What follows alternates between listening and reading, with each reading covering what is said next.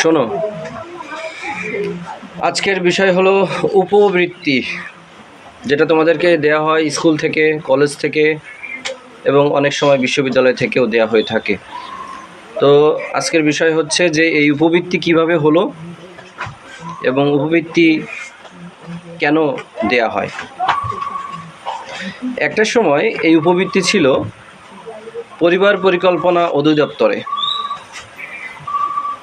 কোথায় কোথায় পরিবার পরিকল্পনা অধিদপ্তরে।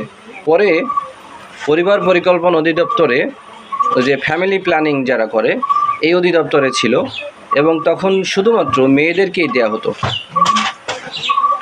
তো একটা সময় ঢাকাতে একটা অ্যাসেম্বলি হয়, অ্যালামনাই অ্যাসোসিয়েশন হয়।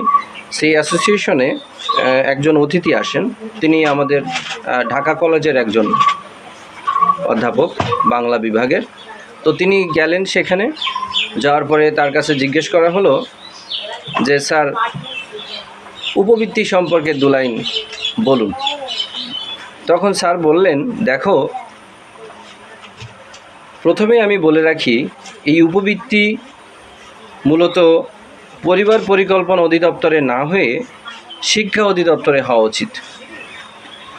তখন সাংবাদিকরা প্রশ্ন করেছিল কেন।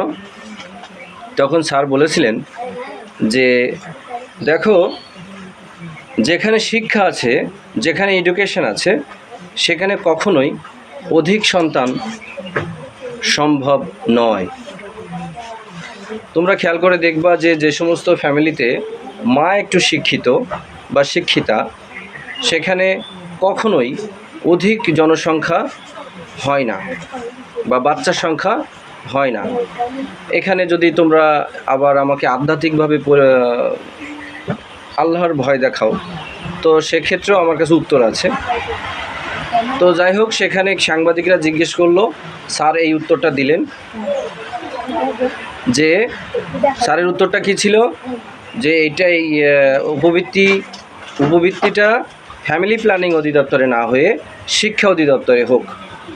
তখন স্যারের সাংবাদিকরা যখন প্রশ্ন করলো যে স্যার এটার কারণ কি, তখন স্যার একটা চমৎকার উত্তর দিয়েছিল। তো স্যার বলেছিল, দেখো, আমার সন্তান সংখ্যা দুটি।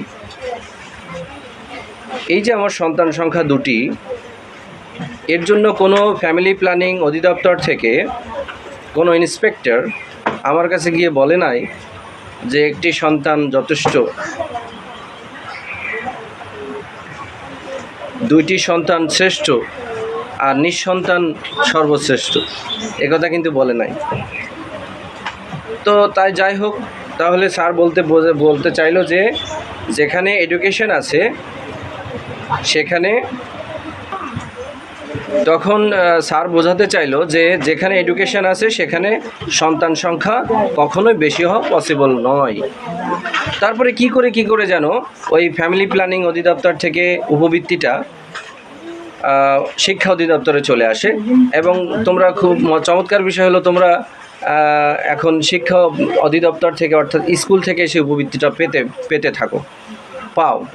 এবং আরও চমৎকার বিষয় হলো, কি করে যেন এখন ছেলেরাও উপবৃত্তি পায়।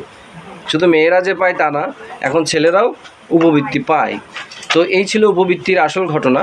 আমি তোমাদেরকে কনফার্মেশনের জন্য বলতে চাই যে আমার তথ্য, তোমাদের যদি কিউরিয়াসিটি থাকে, তথ্য আরও আছে। যেমন ধরো, উপবৃত্তি কত সালে তোমার দেয়া শুরু হয়, তারপরে প্রথম উপবৃত্তি কোন পরিবার পরিকল্পনার কোন অধিদপ্তর থেকে দেয়া শুরু হয়, এগুলো সব আছে। তো তোমাদের হলো জানার আগ্রহ থাকতে হবে। জানার আগ্রহ না থাকলে কোনো কিছুই সম্ভব না। অ্যাটলিস্ট তোমরা এতটুকু তো জানো যে উপবৃত্তি কী। এই টুনটুনি, উপবৃত্তি কী? উপবৃত্তি কী? স্কুল থেকে টাকা পাও? তুমি পাও? শান্তা পাও? বলো, উপবৃত্তি কী? স্কুল থেকে তোমাদের জন্য কি পর্যাপ্ত পরিমাণ না হলেও নির্দিষ্ট পরিমাণ একটা টাকা দেয়া হয় না? ওই টাকাকে বলে উপবৃত্তির টাকা। উপবৃত্তি মানে কি, যারা ওই পঞ্চম শ্রেণীতে বৃত্তি পরীক্ষা দিয়ে বৃত্তি পায় তারা পায় না, ওইটা আলাদা। ওইটা ট্যালেন্ট পুল বৃত্তি, আর এটা হচ্ছে উপবৃত্তি, যেটা হলো আমাদের দরিদ্রতম দেশ, এই দেশের লেখাপড়া বাবদ বেশ কিছু খরচ দেওয়া হয় এবং মনে করা হয় যে আমাদের দেশের নারীরা যদি শিক্ষিত হতে পারে এবং নারীদের মধ্যে যদি এডুকেশন থাকে তাহলে জনসংখ্যা নিয়ন্ত্রণ করা সম্ভব। ফলে উপবৃত্তি দেওয়া আরম্ভ হয় নারীদেরকে, যাতে নারীরা আরও লেখাপড়ার দিক থেকে উপরে উঠে আসে, তখন উপবৃত্তি দেওয়া শুরু হয়। উপবৃত্তি এমনি এমনি আসে নাই। এবং দেখবা যে উপবৃত্তি আস্তে আস্তে প্রতিটা স্কুলে প্রতিটা বাচ্চাই পাচ্ছে, যদি রাষ্ট্র সেইভাবে পরিচালনা করে। তবে আমি মনে করি না যে এখানে ছেলেদের উপবৃত্তি পাওয়ার কোনো সুযোগ আছে বা প্রয়োজন আছে। মেয়েরা শিক্ষিত হয়ে যাক।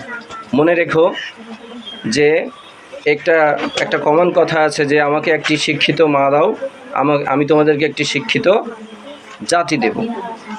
তো সেই শিক্ষিত মা যদি আমরা দিতে পারি, তাহলে আজকে না হোক, 5 বছর পরে না হোক, 10 বছর পরে না হোক, 50 বছর পরে হলেও একটা উন্নততর বাংলাদেশ আমরা পেতে পারি।